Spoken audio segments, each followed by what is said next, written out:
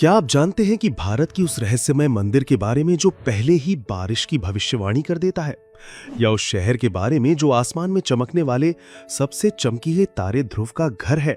एक ऐसा शहर जहां होली का त्योहार 5 से 6 दिनों तक सेलिब्रेट होता है। इस शहर को हिंदी का आंगन और लेदर सिटी जैसे कई नामों से जाना जाता है, जहां बसते हैं मिठास से भरी बोली वाली वो लोग जो छोटी छोटी चीजों में खुशियां ढूंढते हैं। दोस्तों, हम बात कर रहे हैं कानपुर शहर की। तो फिर किस बात की देरी, अपना सीट बेल्ट बांधिए अच्छे से और निकलते हैं कानपुर की एक शानदार सफर पर। दोस्तों, Manchester of east, leather city of the world जैसे कई नामों से पहचान रखने वाला कानपुर शहर अपने चमड़ा उद्योग, शिक्षा, जबरिया पान और ऐतिहासिक स्थलों के लिए जाना जाता है। गंगा के दक्षिणी किनारे पर शांत सुकून से भरा ये शहर उत्तर प्रदेश का औद्योगिक नगर और सबसे ज्यादा आबादी वाले शहरों में से एक है, जहां करीब 43 लाख लोग बसते हैं। आध्यात्मिक लिहाज से देखें तो कानपुर पूरी तरह से हिंदू संस्कृति में रंगा शहर है, जहां 78.9% हिंदू हैं, जबकि 19.8% मुस्लिम, 0.46% ईसाई और 1.66% जैन, बौद्ध और सिख भी हैं। ये सभी अपनी मुस्कान लिए शहर की फिजाओं में अपनेपन की मिठास घोलते हैं। इस शहर को दोस्तों हिंदी का आंगन भी कहते हैं। एक तरफ जहां अपनी ही भारत में राष्ट्रभाषा को अनादर का सामना करना पड़ रहा है, वहीं कानपुर एक ऐसा शहर है जहां हिंदी को बड़ी शान से बोला जाता है। शहर में ज्यादातर लोगों की मुख्य भाषा हिंदी है, जबकि उर्दू, पंजाबी और अवधी जैसी अन्य भाषाएं भी यहाँ अच्छी खासी बोली जाती हैं। बहुत कम लोग जानते हैं, लेकिन कानपुर का असली और सबसे पुराना नाम है कान्हापुर। कहते हैं कि शहर की स्थापना जन्माष्टमी के दिन की गई थी, इसलिए इस शहर को भगवान श्री कृष्ण के नाम कान्हा से मिलता जुलता नाम कन्हैयापुर दिया गया, जो बाद में कान्हापुर और फिर कानपुर हो गया।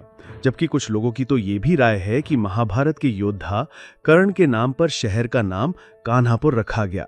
शहर की स्थापना सचेंडी राज्य के राजा हिंदू सिंह ने की, जिन्होंने पुराना कानपुर, पटकापुर, कुरसवां, जूही और सीमा माऊ गांव से मिलाकर एक विशाल शहर को बसाया, जिसे आज हम कानपुर के नाम से जानते हैं।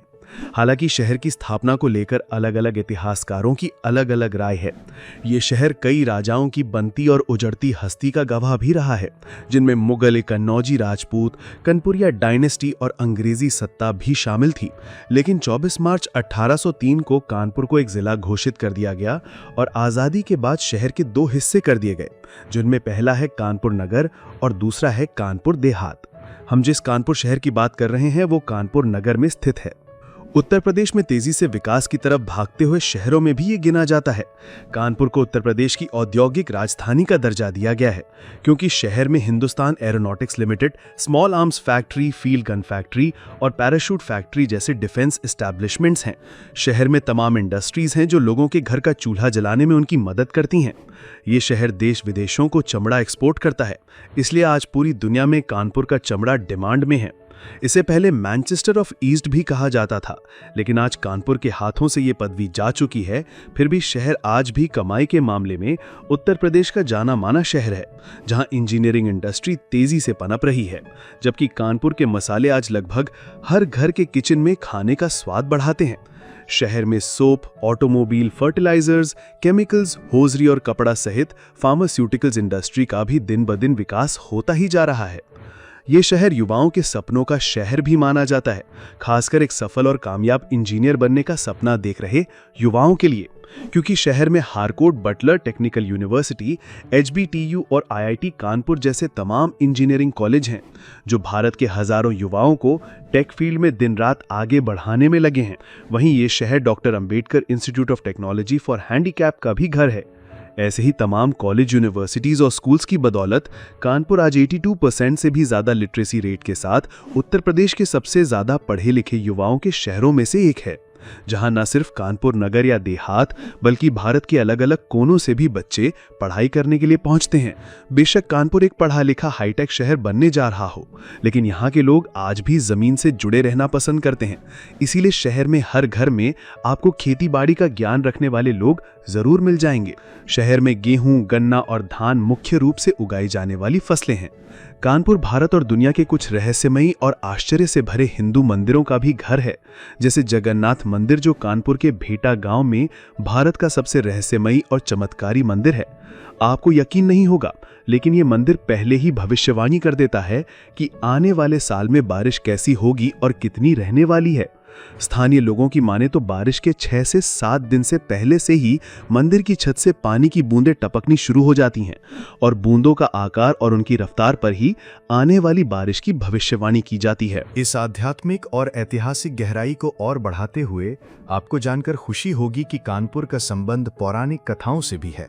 इसके अलावा शहर में वाल्मीकि आश्रम, जेके मंदिर और 14 एकड़ जितने विशाल एरिया में फैला इस्कॉन का राधा कृष्ण मंदिर कानपुर के सबसे प्रसिद्ध मंदिरों में से एक है, जहां एक बार तो श्रद्धालु जरूर जाते हैं। दोस्तों, शहर के बीचों बीच आपको नजर आएगा एक घंटा घर, जिसे कानपुर क्लॉक टावर कहते हैं। इस क्लॉक टावर को अंग्रेजों द्वारा स्थापित किया गया। ये टावर आज पूरे कानपुर की शान है और उसी मजबूती के साथ खड़ा है जिस मजबूती के साथ इसे कई साल पहले बनवाया गया था। आपने आसमान में चमकता हुआ ध्रुव तारा तो देखा ही होगा, जो तारों की भीड़ में सबसे ज्यादा चमकता है। लेकिन क्या आप जानते हैं कि कानपुर ही वो शहर है जहां ध्रुव ने जन्म लिया था? पौराणिक कथाओं के अनुसार ध्रुव ने इसी शहर में जन्म लिया था और जिस जगह पर वो तपस्या करते थे आज उसे ध्रुव टीला के नाम से जाना जाता है, जिसका ज्यादातर हिस्सा आज पानी में समा चुका है। कानपुर शहर में एक परमिट नाम से जगह है और वहां बहुत ही प्रसिद्ध आनंदेश्वर मंदिर भी है जो भगवान शिव को समर्पित है। परमिट नाम की कहानी समझें तो ये बड़ी ही दिलचस्प है। दरअसल पुराने समय में कानपुर के इस हिस्से तक पहुंचने के लिए लोगों को परमिट बनवाना पड़ता था, क्योंकि ये जगह नदी के उस पार थी, इसलिए इस जगह का नाम ही परमिट कर दिया गया। ये वो शहर है जो खुद को रामायण काल से जुड़ा हुआ बताता है। कहते हैं कि खुदाई के दौरान आर्कियोलॉजिस्ट की टीम को यहाँ पुराने बर्तन मिले और जब इनकी कार्बन डेटिंग करवाई गई तो पता चला कि ये बर्तन रामायण काल के हैं। इसीलिए कानपुर को भारत के सबसे प्राचीन और पवित्र शहरों में से एक कहते हैं। साल 1857 में हुई क्रांति में कानपुर की भूमिका भुलाई नहीं जा सकती। इसी शहर से नाना साहब जी ने विद्रोह की आवाज बुलंद कर अंग्रेजों की नाक में दम कर दिया था। उनके आंदोलन में हिस्सा बनने के लिए लगभग पूरा कानपुर शहर एकजुट खड़ा था और ये एकता ही अंग्रेजों पर सबसे ज्यादा भारी पड़ी। इसलिए 1857 में अहम भूमिका निभाने वाले शहरों की जब भी बात आती है तो कानपुर का नाम बड़ी शान से लिया जाता है। ये शहर भारत के पूर्व राष्ट्रपति रामनाथ कोविंद जी का भी घर है। साथ ही इस शहर ने देश को कई अन्य महान विभूतियां भी दी, जैसे गणेश शंकर विद्यार्थी, जिनका पहले हिंदी अखबार में बहुत योगदान रहा। उनकी पत्रकारिता और स्वतंत्रता संग्राम में उनके निडर योगदान पर जोर दिया जा सकता है। उनके नाम पर शहर में एक मेडिकल कॉलेज और कई संस्थाएं हैं जो उनके महत्व को दर्शाती हैं। ये शहर हमेशा से रचनात्मकता का केंद्र रहा है। कानपुर शहर कमाल की संस्कृति का संगम नगर है, जहां बहुत ही सरल, सादा और खुशमिजाज लोग बसते हैं, जिन्हें खुशियां ढूंढने के लिए ज्यादा पैसों की नहीं बल्कि अपनों की जरूरत होती है। शहर में यूं तो साल भर कई त्योहार, मेले और उत्सव सेलिब्रेट होते हैं, लेकिन कानपुर सी होली अगर आपको कहीं देखने को मिली तो कहिए। शहर में होली का त्योहार 5 से 6 दिनों तक चलता है। इस दौरान लोग रंगों में डूबे नजर आते हैं। रंग बिरंगे कलर, स्वादिष्ट मिठाइयाँ और मेलों में झूलते झूले लोगों की खोई मुस्कान वापस लौटा देते हैं। यहाँ हर साल भारत का सबसे फेमस गंगा मेला भी लगता है। ये होली के बाद आयोजित होने वाला एक अनूठा मेला है, जहां लोग रंग गुलाल खेलते हुए गंगा नदी में स्नान करते हैं। इस दौरान दूर दूर से लोग कानपुर की तंग गलियों में उदासी के माहौल को खुशियों के फिजाओं में घोलने के लिए पहुंचते हैं। ये कानपुर की सांस्कृतिक विरासत और भाईचारे का प्रतीक है, जहां सभी धर्मों के लोग मिलकर इस उत्सव का आनंद लेते हैं। इसके अलावा दिवाली, दुर्गा पूजा, रक्षाबंधन, जन्माष्टमी, ईद, नया साल और क्रिसमस जैसे अनेकों त्योहार शहर में सेलिब्रेट किए जाते हैं। जबकि कानपुर में फिल्म एंड थिएटर सोसाइटी, लीला, नौटंकी और दूसरे सांस्कृतिक कार्यक्रम भी आयोजित किए जाते हैं, ताकि शहर की संस्कृति कभी फीकी ना पड़े। कानपुर के लोग वैसे खाने पीने के मामले में भी बड़े शौकीन होते हैं, खासकर मिठाई के।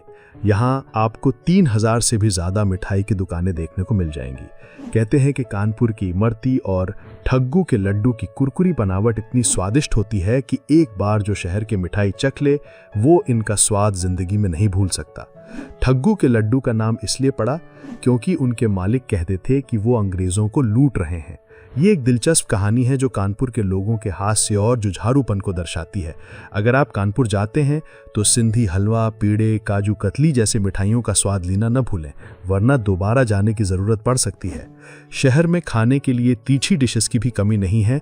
यहाँ आपको मक्खन मलाई, लच्छी चाट और कीमा कबाब के बाद बदनाम कुल्फ़ी भी मिलेगी।